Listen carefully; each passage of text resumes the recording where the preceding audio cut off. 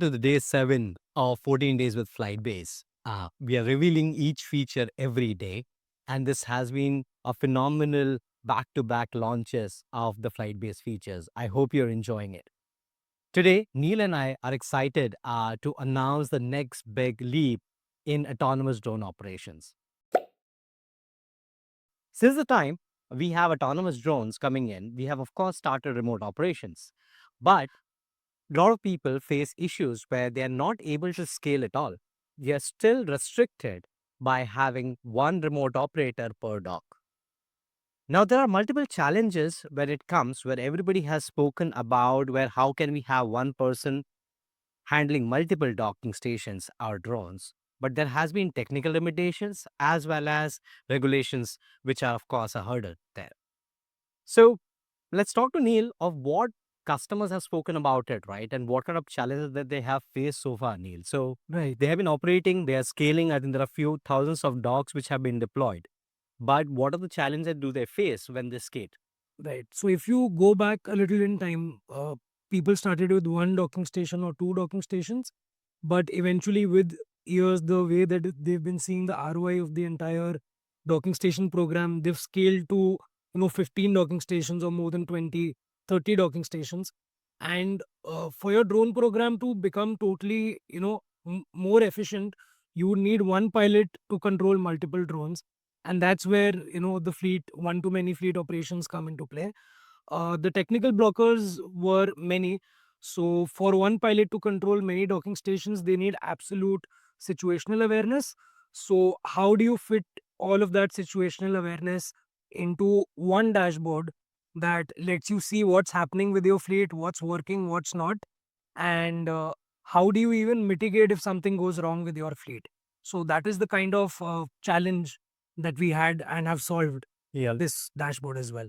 Even we have spoken to a lot of drone solution providers, right? They say that we would not get the return of investment until we have these kind of operations. They've gotten started with these kind of operations, but the economy would not make sense because they need to still hire people for each drone to be maintained, right? Right. So for this technology scale, it's very important that we have entire workflows or a software technology combined together with hardware in safety and compliance so we can deploy this at scale. Right, exactly. Great. So today we are excited to announce flight-based one-to-many operations, and we are calling it FleetView. The entire feature allows you to manage a large fleet of drones using a single dashboard with an entire view where you can get a list of all the drones, all the command status, their status of what they are doing right now in the operations, their health, airspace, and actions. So, Neil, let's talk about that in more detail. So, what does this fleet view offer, and what are the specific windows? And we can explain one by one of what we are seeing on the dashboard. Sure. So the first thing that you get when you log in to the fleet view dashboard is that you see all your drones in one section, and based on which drone you want to see or control, you can pin these drones to the main view. And once you've pinned them together, you would be able to see all the operational details, such as detailed telemetry, the current status of the drone. Is it in progress? Is it landing? Is it initiating a return to home? So all the critical progress parameters can also be seen. You can pin these drones to your view, pin the video feeds as well. So at any given point of time, you are aware which drone is where and what's happening with it. One key thing that uh, the fleet view brings is that in addition to having situational awareness, you can also execute fleet wide commands. So let's say there is an airspace threat for three of your sites, and you want the three drones to go to a safe altitude or even maneuver a return to home. That's something that you can do right from the fleet dashboard. The previous way would have been to go back to the main dashboard, have multiple tabs open. Yeah, and So we select each and every drone to get there, right? exactly. So that is, the USP that the fleet dashboard brings. So we're particularly talking about one is you get a entire view of the fleet and their status, their health command, airspace awareness. You can hide them, and you can show them. You can take control, and there is also a fleet-wide control that you spoke, right? So Right. I see something called GTSA, right? So what exactly is GTSA? Right. So GTA stands for go to safe altitude. Uh, whenever there is an airspace threat in your area of operations, GTSA allows you to set a specific safe altitude. And whenever you detect that there's a threat coming towards your drone, you can just press a key on the dashboard.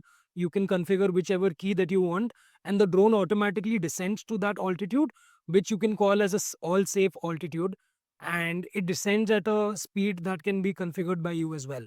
So the idea is, if there's an airspace threat, you want to go to an all clear altitude as soon as possible, and that is what GTSA does for your flight operations. Right. So essentially, when you hit that, all the drones come to a safer altitude. Right. And same goes for RTH, where you can actually trigger everything to come back and land. Yes. Great. Could you also talk about what's going on? So you have the entire video feed panel where you can see video. Is it from only from drone, dog, other cameras, or what specifically does it provide in that kind of section? Right. So it's mostly from the FPV cameras. The idea is that as a pilot who's controlling multiple drones, you don't want to see the payload feeds. The FPV feed is something that will give you absolute situational awareness. So that's something that you can see, and you can pin these feeds as per your preference. So you can have different views, and then yes, that's how you can conduct efficient operations. Got it. And on the right side, I see a map view, right? Which is, of course, I could see that it's actually expandable where I can dynamically decide how much space I want to keep, Right. right? But the map view, does it show all the drones at a time? Can we hide drones? How can we actually Right. do a So operation on is this? going to show you the drone that you've pinned, and based on what you are doing as an admin. So if you want to see the drone on the map, you can resize it to the left. So we have that resizing capability, and you would be able to see the drones in 3D as well. So it's not just a 2D view of where your drone is flying, but you will be able to have real spatial awareness as well on your flight operations. Got it. Great. So this looks fantastic. How did the team build this, right? What kind of feedback did we get? And there's a huge compliance part of it as well, right? So, how did we go about it and how did we arrive at something like this? And what kind of feedback did we get from our early customers or adopters for this? And what exactly they needed to do this? For example, if we talk about FAA, we talk about any other authority, they're looking for certain aspects, right? Right. And that is something which was paramount for all our customers and partners who are scaling. So can you share a bit more insights on that, that what they were specifically looking for to maybe submit a waiver application or compliance to make sure they can prove it to authority that this is safe? Right. So the main need was, again, like we've been talking, the ability to control multiple drones from one particular dashboard. And for that, have all the situational awareness and the risk mitigation strategies, so that you're able to build a really good concept of operations as well for your BV loss waivers. So that is what the main need was. And then the entire dashboard, the feature, the functionality has kind of been developed around it. Our early adopters are really happy with what we have offered. The fact that you're able to see all of those drones, the airspace threats, even the nitty-gritty. So the color on the airspace threats as well, so that as an operator you don't want a lot of cognitive load. So we've taken a lot of care on the UX and the UI side as well, to minimize the cognitive load on the pilots, so that they can take informed decisions.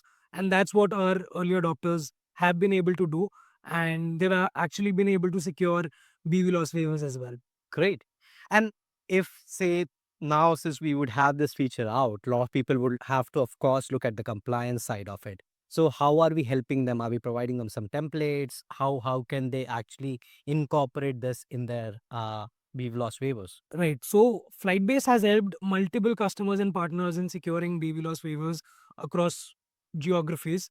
And we do have templates that give you, ready material on what flight safety category functionalities we have, and how FlightBase as a software that is controlling your drones and docking stations is able to mitigate risks if there are any.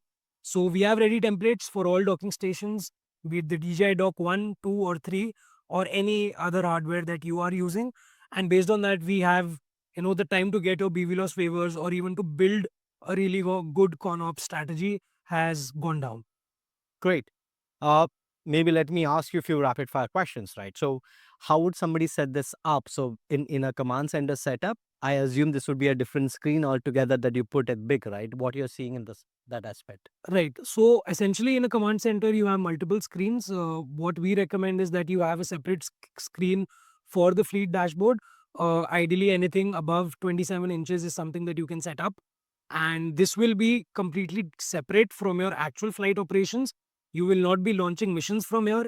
But once you've launched missions from the other dashboard, you would be able to track everything. So that's kind of the setup that we recommend. Great. I think one of the questions that audience would have is how many drones I can handle in one dashboard. So what is the largest number that we have seen so far? I think upwards of 30 is something that definitely we have tested it out in live operations. That's something that you can do. Seeing one operator, 30 drones could be managed easily with this dashboard. Right. Awesome. That is great. And see, this is where FlytBase comes into picture when it comes to reliability and scalability. The true power of autonomous drones is only possible when you deploy that as an infrastructure.